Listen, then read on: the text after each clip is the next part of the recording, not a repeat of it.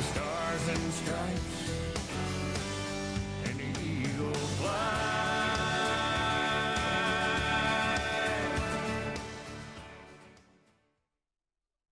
Hello, this is the second video in a 5-part series produced by the American Political Party, TAP for short. In the first video, TAP did 3 things. First, it made the case for why it's time to begin ending America's rule by a sick, old, corrupt, polarized, and horribly polarizing Democrat, Republican only political monopoly. Second, it explained why Hawaii is the perfect place to begin that end by simply filling the void left by Hawaii's Republican Party, whose leaders have driven it into the Grand Canyon of all ditches, into permanent irrelevance, and way too far past its tipping point to ever recover. And third, TAP stated the principles with which it pledges to keep its policies and its candidates consistent, especially after the candidates are elected. So now it's time to present the specific policies that TAP has derived from its principles. And this video covers 2. One is a uniquely Hawaii solution to the exploding part of Hawaii's 3-part homelessness problem. And the second are changes that TAP proposes to Hawaii's and the rest of America's prison system.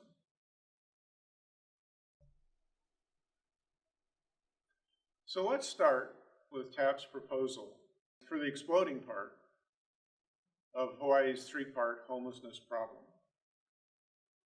which is to set the vagrant part to work, especially the troubled youth part of the increasingly multi-generational vagrant colonies. Terraforming the windward slopes of Hawaii's mountains into rice paddies, exactly like China terraced their mountains into rice paddies centuries ago. And fully understanding TAP's proposal begins by first realizing what the media, and therefore our politicians, overlook, which is that homelessness has 3 different causes that produce 3 different groups that require 3 different solutions. And the 3 types are those who are seriously mentally ill, those who are temporarily down on their luck, and the vagrant class.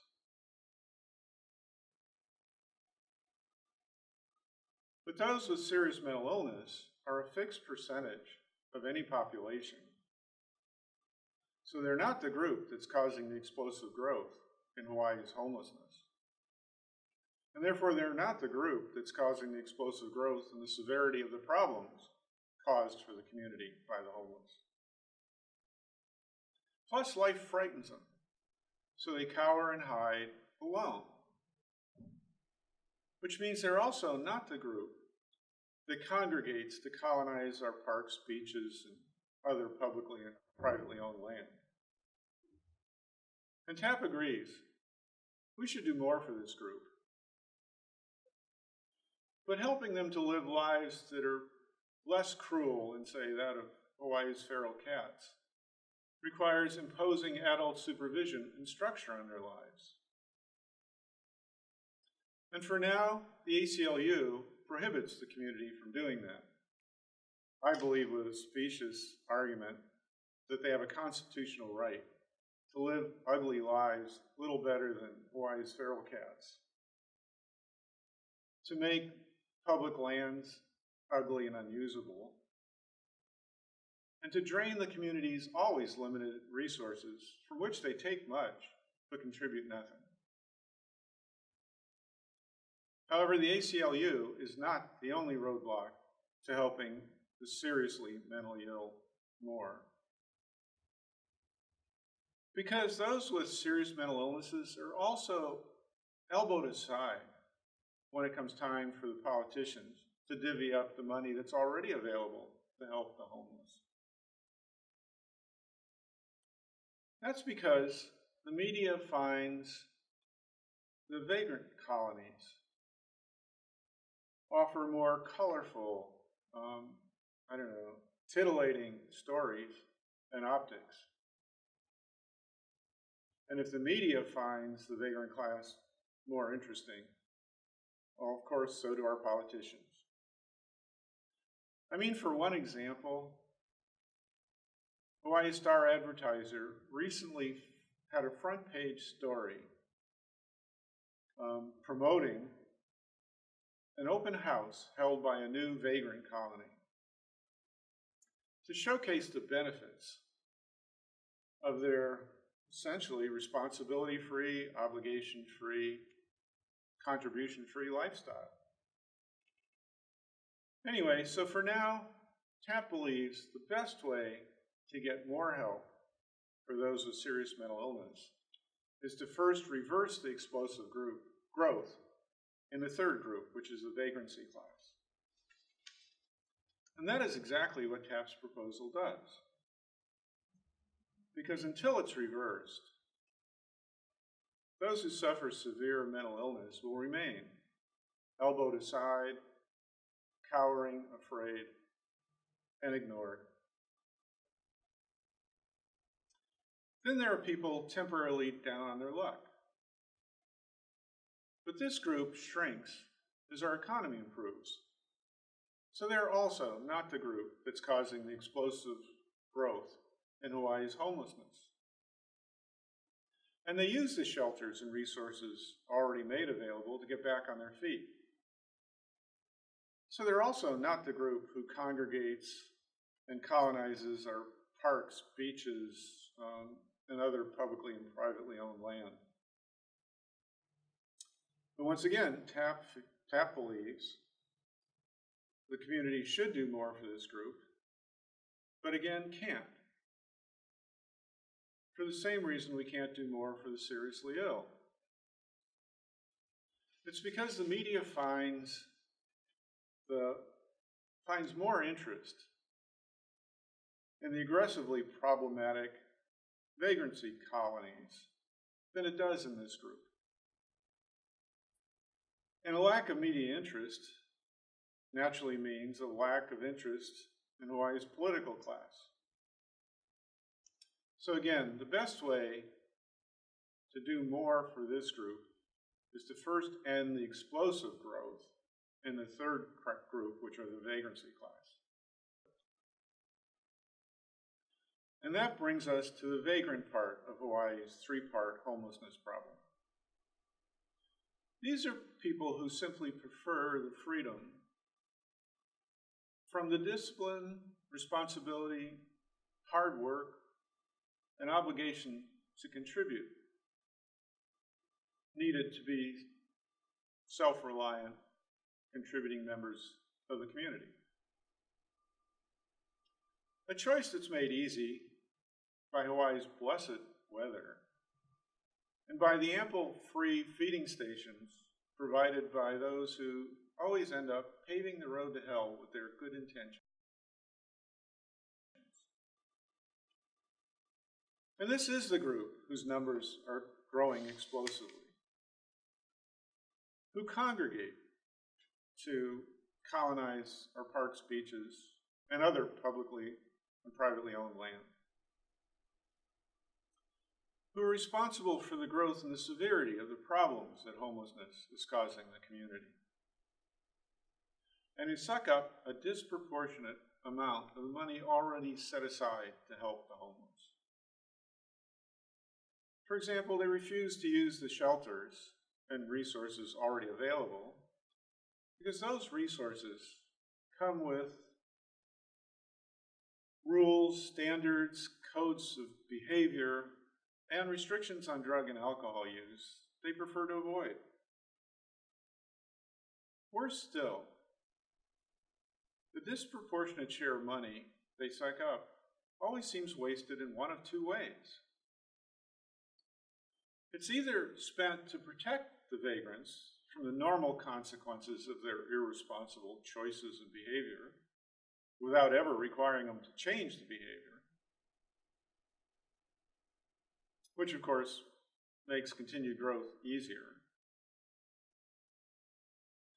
Or it's spent sustaining growth in Hawaii's homeless industry and the army of experts, consultants, activists to whom that industry offers careers and pay. Benefits they defend by telling us that continued growth in the problem they were paid to reverse but haven't means we need to give them more money to keep trying. That's a conflict of interest I think needs more attention. Namely, a growing problem earns more funding and pay, whereas a shrinking problem reduces both. Anyway, continued growth in the vagrancy group has spawned increasingly multi-generational colonies, where children born into them as second-generation vagrants, which the politically self-censorship group refers to call troubled youth, grow up to have children of their own who they bring into the world as a third generation. TAP believes the best way to break that cycle is by taking Hawaii's existing vagrancy laws already on the books, a type of law that's been constitutional for as long as the Constitution has existed, and using it to set the vagrant part of Hawaii's homelessness problem to work, especially the second and third generation troubled youth, and set them to work terraforming Oahu's windward shores, or mountainsides, into productive rice paddies. And here's just some of the benefits TAP believes that proposal offers. First, the proposal provides meaningful work, whose result its builders can proudly claim is a magnificent gift to Hawaii, literally forever. And that's very different from make-work projects like stamping license plates. It leaves them feeling used by the state as free labor to balance its budget, instead of paying government workers or businesses that employ people to provide. And it's the lack of meaningful work or any contribution to the community that results in Hawaii's troubled youth growing up seeing little but disapproval, disdain, and even pity in the eyes of everyone else. Something that always breeds angry, sullen, resentful behavior in return, which is behavior that just earns them additional disdain, disapproval, and pity from the community. While on the other hand, meaningful work the community appreciates and which makes a real contribution to the community is what earns the community's respect and admiration, which everyone desires. That's why pride earned by your own efforts has always been considered a virtue, whereas false pride, also known as high self-esteem by professional educators and experts who teach it as an excuse for failure, has always been one of the 7 deadliest sins. And earned pride is exactly what terraforming Hawaii's mountainsides would earn for this group. It would grow rice, which is by far Hawaii's biggest food import, adding to Hawaii's food independence and sustainability,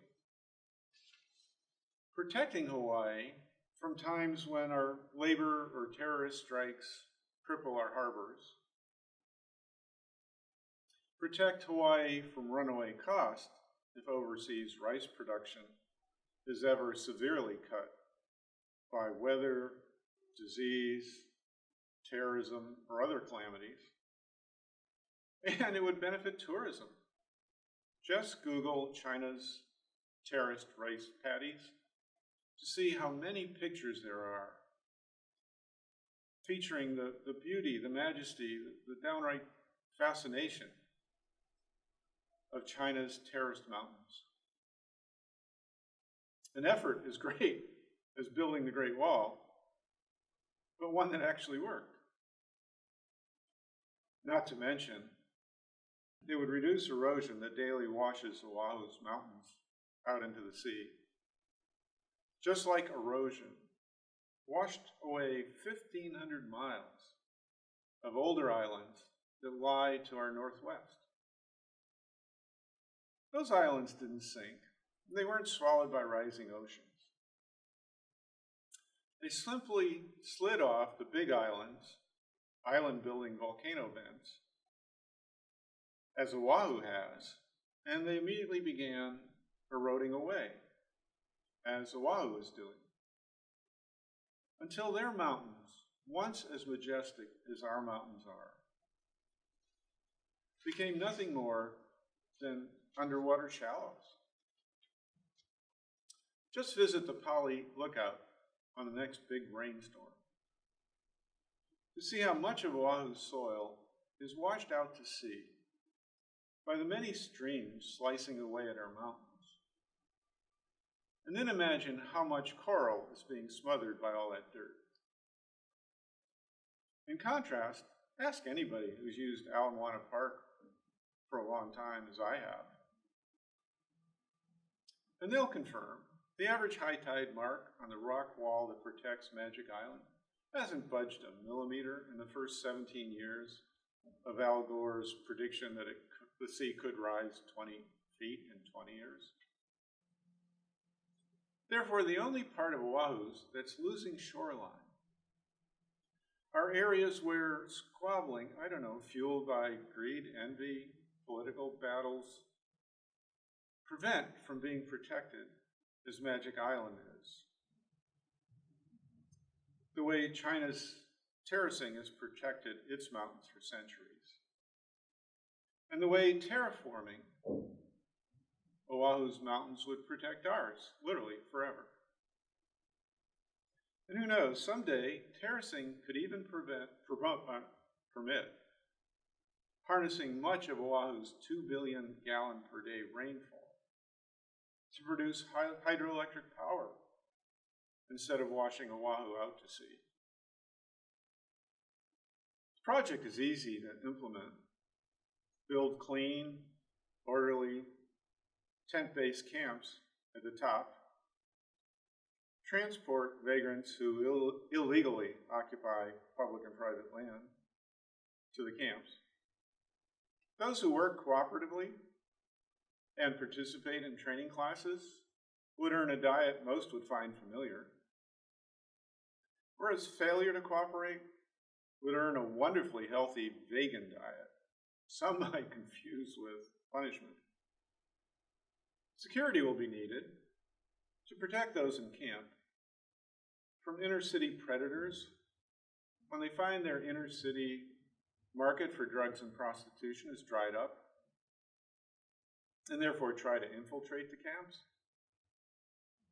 But targets who are so readily accessible in unprotected homeless colonies would be far less available to drug dealers in remote camps. And of course, many will prefer the indolent lifestyle they enjoy to squatters and escape. But that would entail hiking the long road back to town. So unless that hike persuaded them to become more responsible, self-reliant citizens, any attempt to resume illegal occupation of public or private land would just get them arrested again, transported back to the top again, and having to hike back down again, until honest work would seem like an easier alternative. And as mentioned, vagrancy laws have been deemed constitutional since America's founding, and they already exist on Hawaii's books. Otherwise, this project cost little. China built their magnificent terraced rice paddies by hand, so can we. A few hundredths of a billion to pay for tents, hand tools, safety equipment and clothing, and supervision is all that's required.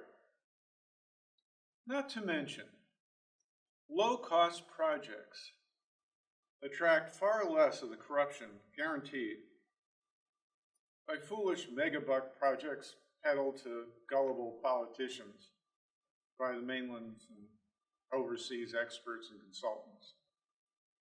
Contracts that always end up unenforceable.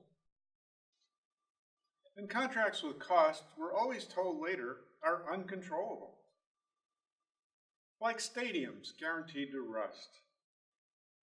A convention center with no rooms and whose main hall ceilings are too low to permit televised events. A magnificent harbor first squandered on an out-of-date junk food court with no parking. And today lies wasted as a cheap dormitory for a second-tier school.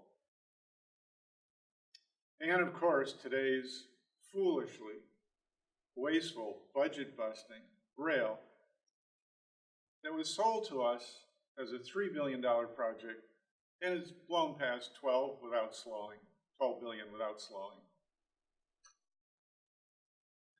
And you know, that's a big box people mover system that was already out of date 35 years ago when my wife and I lived in Boston and endured its many evils.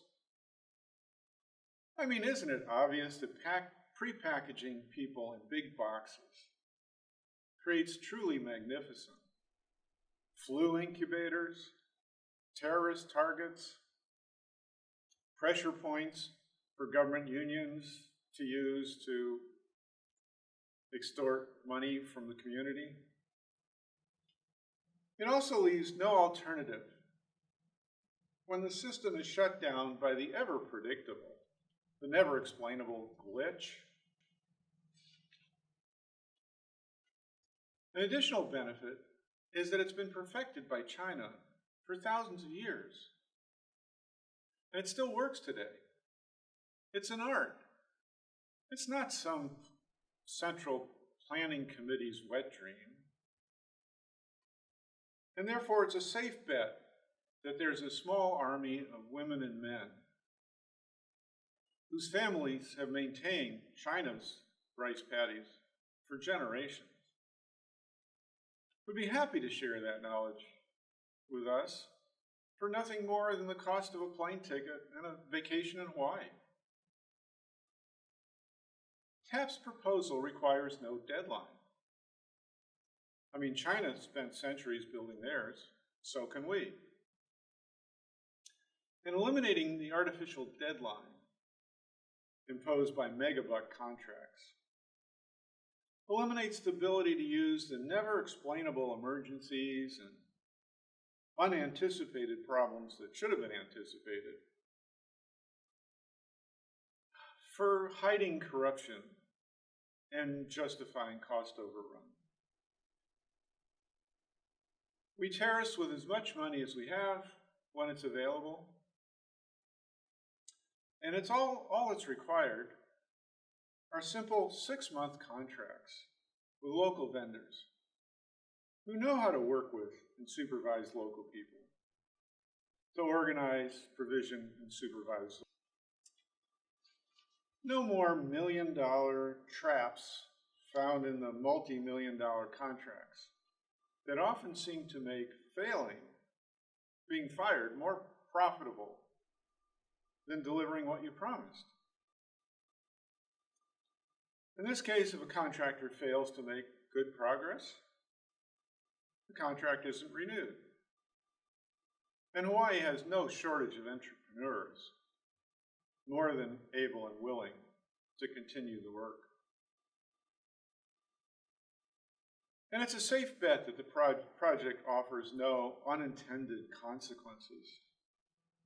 I mean, China spent centuries perfecting theirs, so it's hard to believe there's any new mistakes to be discovered. And it proceeds in such tiny daily increments.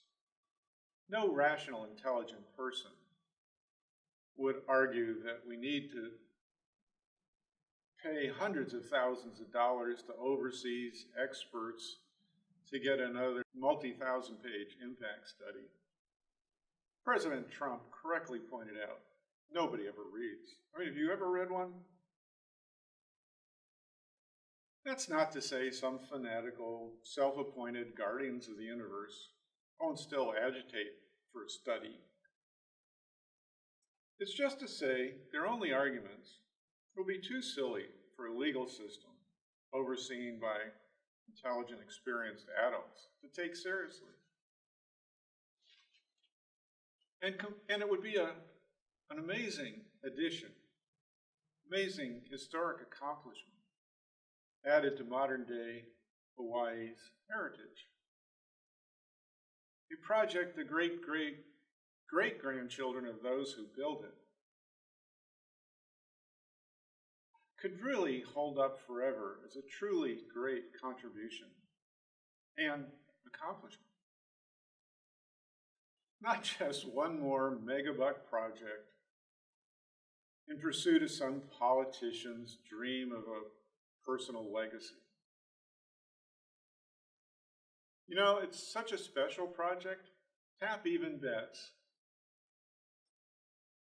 that coming to Hawaii for 6 months to help for free would compete with the 6 months to a year, well-to-do adolescents now traditionally spend hiking in ever less relevant Europe. So why not? Just this once, let's try a low-cost, common-sense approach Hawaii can implement with its own resources.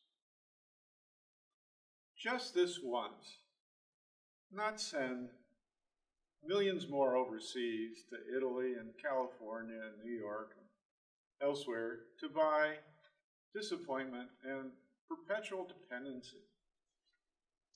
Just this once, not get suckered into buying ever more expensive versions of the tried and true solutions that have so predictably failed in the past and elsewhere. Just this once, abandon those who carved a niche and livelihood out of the status quo, and therefore have to oppose trying anything newer and different than just throwing more money at their old tried and true but failed solutions. Because if someone else is allowed to try something else and it works, it would just highlight the only real skill had been in excusing their own failure. Besides, staying the course with tried and true solutions that have already failed and expecting a result different from more failure is generally accepted as the definition of crazy. So why not, just this once, leave the experts to explain to each other why their tried and true solutions haven't worked in the past, while the rest of us move on to trying new and different, common sense-based solutions until we find one that works.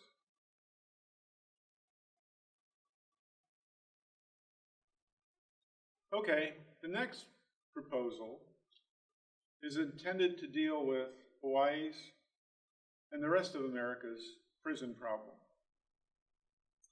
The problem being that every year, prisons seem to be drifting away from being correctional facilities whose prisoners lead more likely to live as law-abiding citizens than when they went in, to boot camps that discharge first-time offenders more capable of criminal careers than when they went in. From institutions whose punishment is seen as too high a price to risk paying for any gain those contemplating a crime see in the crime, to places seen by young criminals as places they go to test their mettle against more seasoned criminals and polish their ability to make crime pay.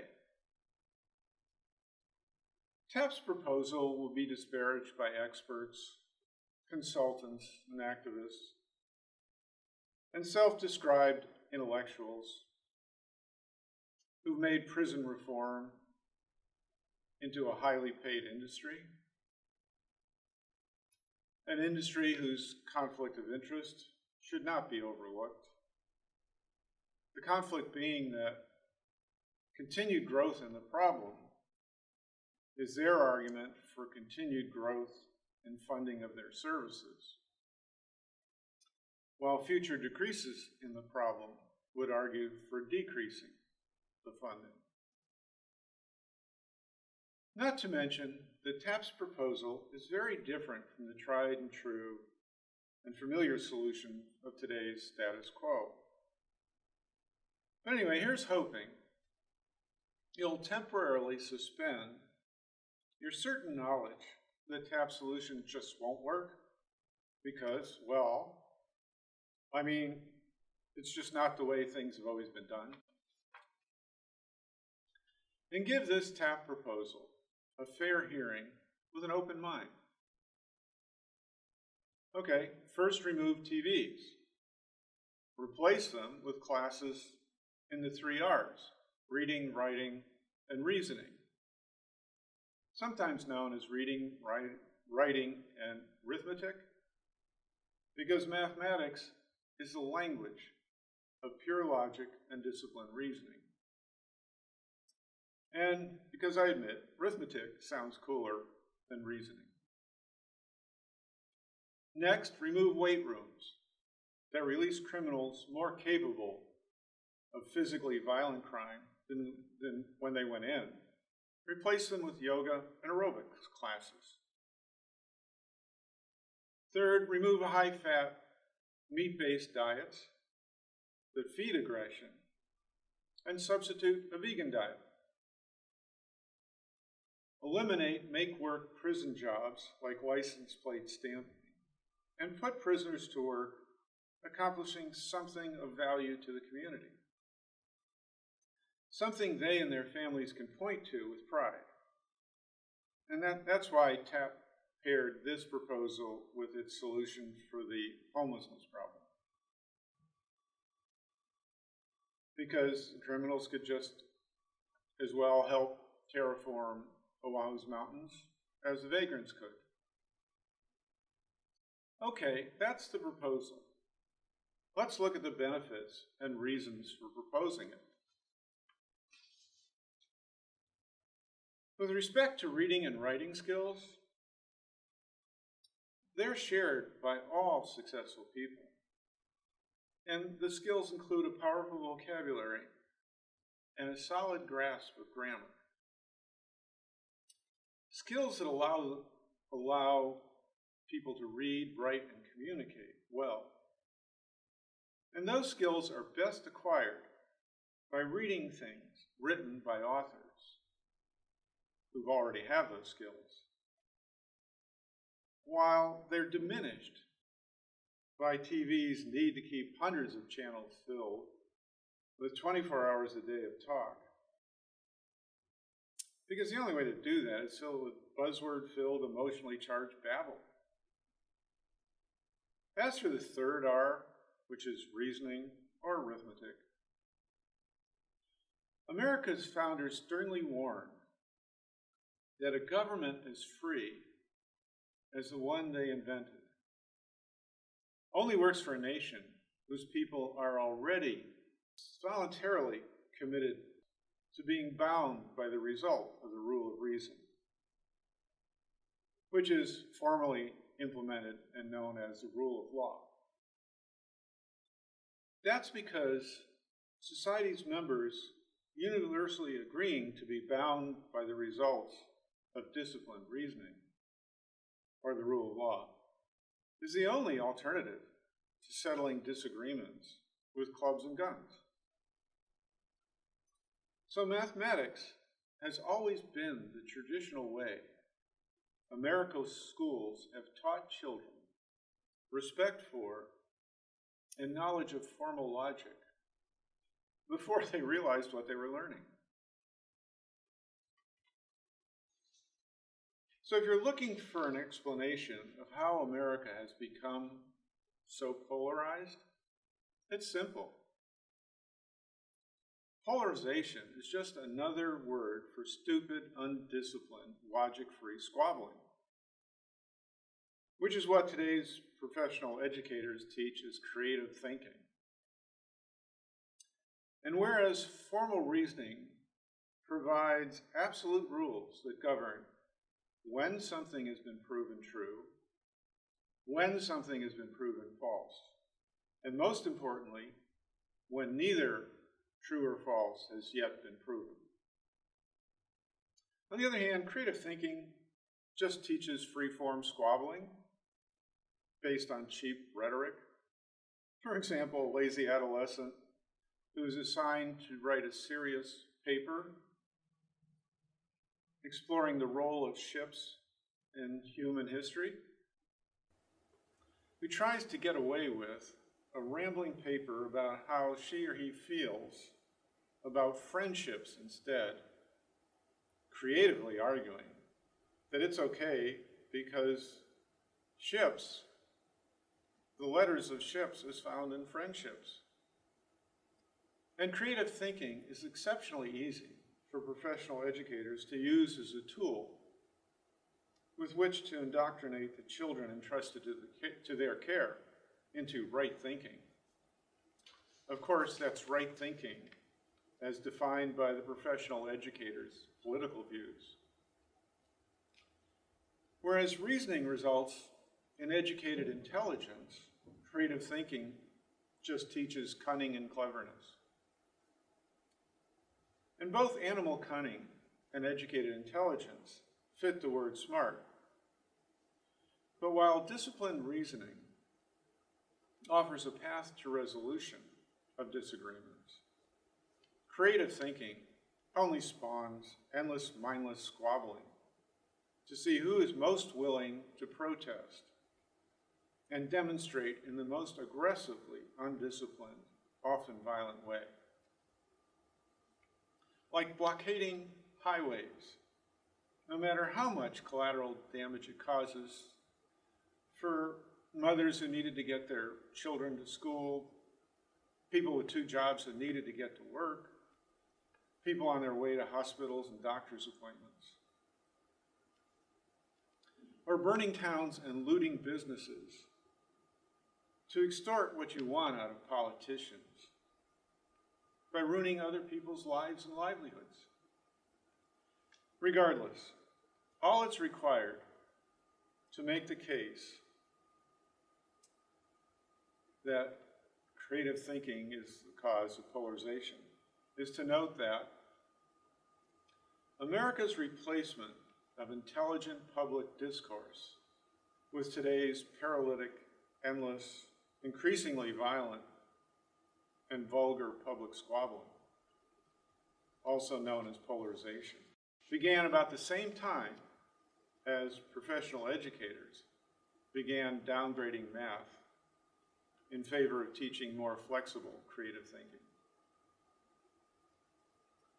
The next point is that clearly not all prisoners will happily join in the classes that are offered at first. But humans are irresistibly gregarious and powerfully affected by peer pressure.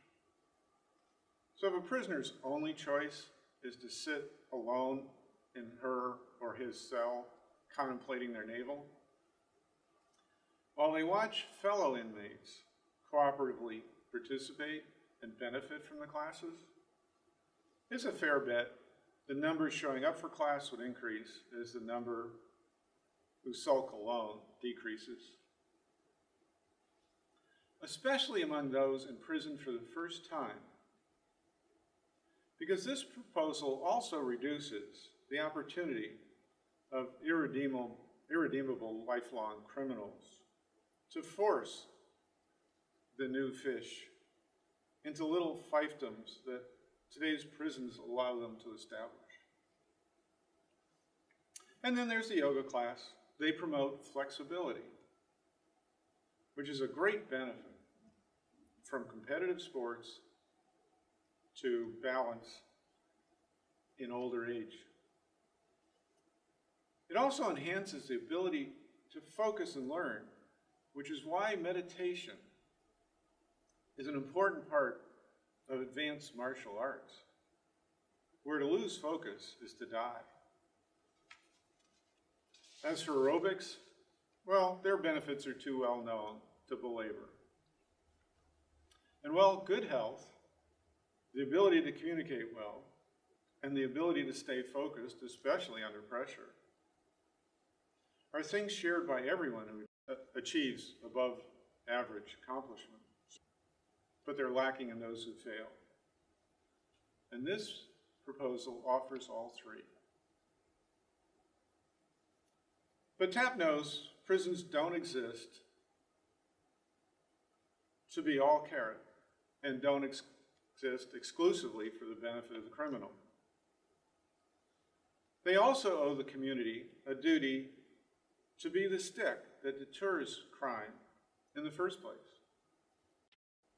And to do that, they must be sufficiently unpleasant to make doing time in prison too high a price to risk paying for whatever benefit a first-time criminal thinks she or he sees in the crime they're contemplating.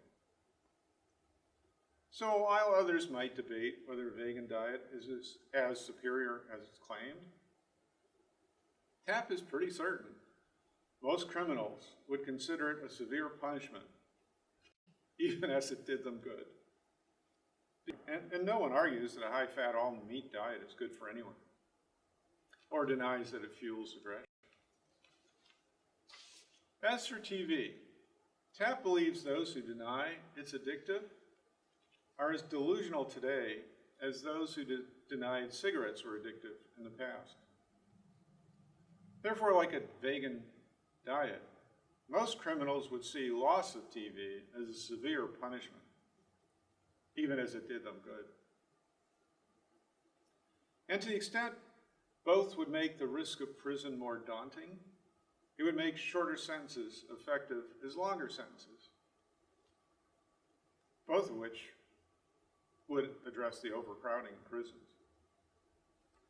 Finally, if you think about it, you'll find TAP's proposal would change the playing field in ways that disrupt the ability of today's most violent, irredeemable, permanent criminals to create fiefdoms within the system in which they become a law unto themselves, and that they use to break young criminals to their will and trap them in crime forever. Okay, so what arguments are there against TAP's proposal? Well, there's only one, really. Everyone knows the ACLU's knee-jerk reaction will be to threaten the community with lawsuits alleging cruel and unusual punishment, which has become a primary source of money the ACLU uses to sustain itself as a self-perpetuating organization. And normally, that's a very big club, because America's legal system, lawyer-driven laws, almost guarantee the ACLU's target. It guarantees the target will face budget-busting legal costs even when the suit is eventually thrown out, while the ACLU faces no risk of having to reimburse their targets for the staggering cost of defending itself against a lawsuit, even when the ACLU fails to sustain their accusations.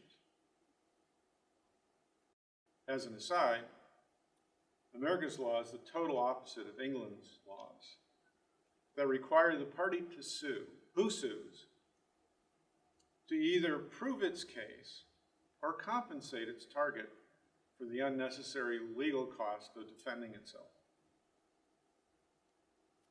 It's important to note that the cost of defending against a suit, even one that has no merit, is always very much greater than the cost of bringing the suit that has no merit, especially when you're already a nationally active law firm specializing in suing politicians, which is, of course, what the ACLU has become. So generally, politicians have no choice but to pay off the ACLU with a big statement or big settlement, because a big payoff will still be cheaper than the legal cost of defending itself from a suit, even when the suit has no merit and is dismissed. And normally that makes standing your ground against the ACLU a bad choice, but not this time. That's because to sue on that basis, the ACLU would have to convince its biggest supporters and donors that free aerobics, free yoga, a vegan diet are all cruel and unusual punishments, when most of its biggest donors see it as nirvana.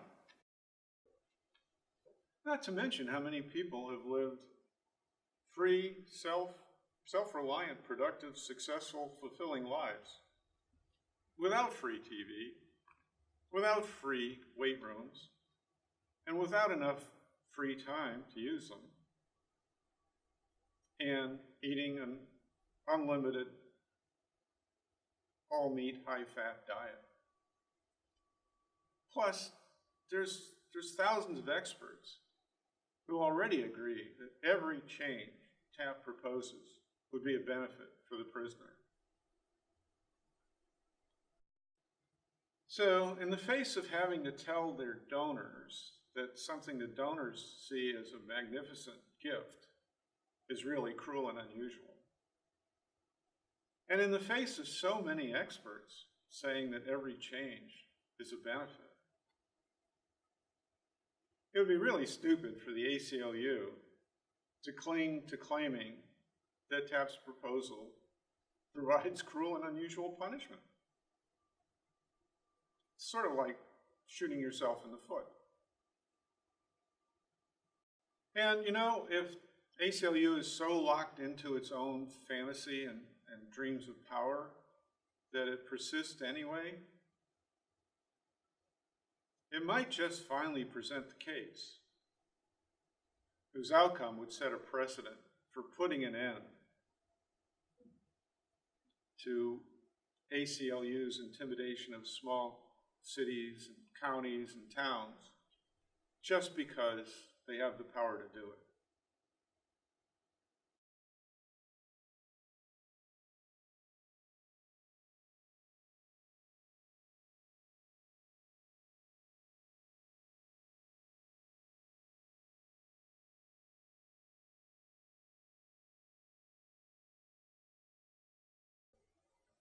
That's it for this video.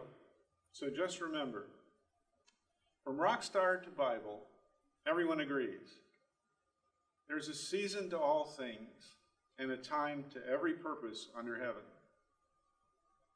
Time to be born and a time to die. So unless you truly believe America is supposed to be ruled by a Democrat, Republican-only political monopoly for 5 billion years until our sun burns out, and you believe modern-day Italy is just the ancient Roman Empire in a down cycle, so that you believe the total collapse of Hawaii's Republican Party into irrelevance is just a down cycle, or you're willing to do something material and meaningful to stop America's slide into permanent old world style polarization. TAP would greatly appreciate your help in its efforts to end America's slide into that polarization and end America's rule by a sick, old, Democrat, Republican-only political monopoly. Something as effort-free as liking us or signing up to follow this video series would help a lot.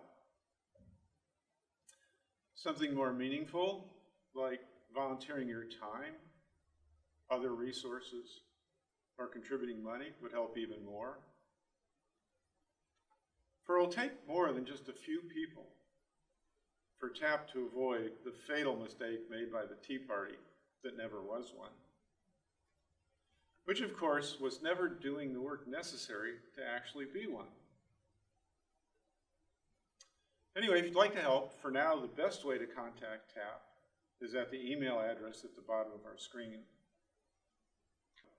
If you're still undecided, just ask yourself, if not here, where? If not now, when? And if not by us, who will begin the end of America's deepening slide into permanent polarization and disunity? Sure hope to see you at the next video.